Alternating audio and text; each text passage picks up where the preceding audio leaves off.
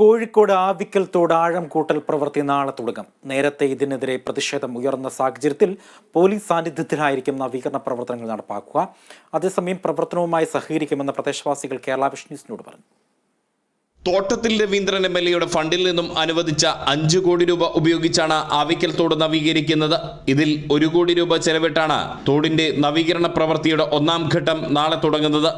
ആവിക്കൽ തോട് 3 കൈവഴികൾ എന്നിവയാണ് ആഴം കൂട്ടി വൃത്തിയാക്കുന്നത്. മാലിന്യം നീക്കി വൃത്തിയാക്കുന്നതിന് ഊരാളുങ്കൽ സൊസൈറ്റിയെ ആണ് ചുമതലപ്പെടുത്തിയിരിക്കുന്നത്. പദ്ധതിയുടെ ആകെ ചുമതല ഹാർബർ എഞ്ചിനീയറിംഗ് വകുപ്പിനാണ്.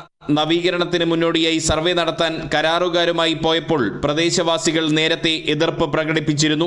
ഇതേ തുടർന്ന് പോലീസ് കാവലിലായിരിക്കും നാളെ മുതൽ പ്രവൃത്തി നടക്കുക. അതേസമയം ആവിക്കൽ തോട് ശുചീകരിക്കേണ്ടത് പ്രദേശവാസികളുടെ ആവശ്യമാണെന്നും അതിനാൽ തന്നെ പ്രവൃത്തിയുമായി സഹകരിക്കുമെന്നും നാട്ടുകാർ കേരള വിഷൻ ന്യൂസിനോട് വ്യക്തമാക്കി.